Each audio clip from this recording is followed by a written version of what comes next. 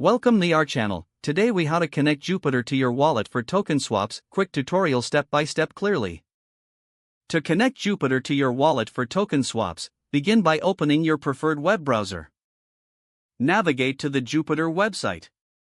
Once the website is loaded, locate the Connect Wallet button on the top right corner. Click on the Connect Wallet button.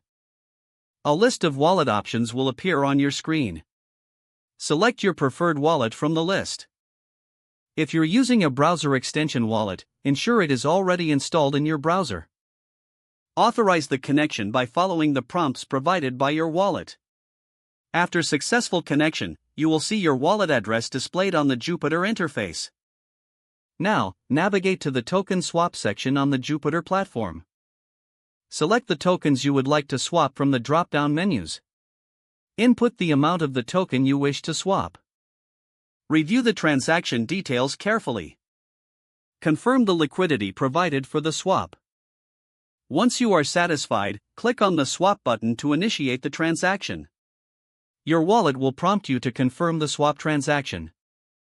Review the gas fees and any other charges associated with the swap.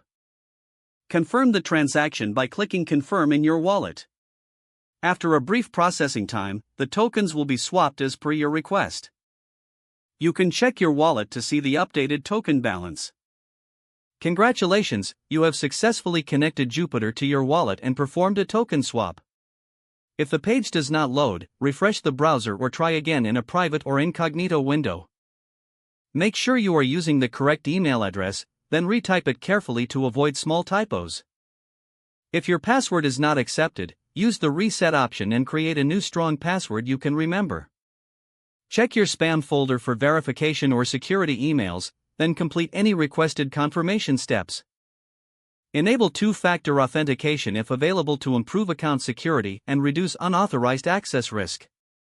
After signing in, review your profile details so your contact information and settings are accurate and current. If you see an error message, note it down and try again after restarting your device and internet connection. Don't forget to like this video and subscribe to our channel for more step-by-step tech guides.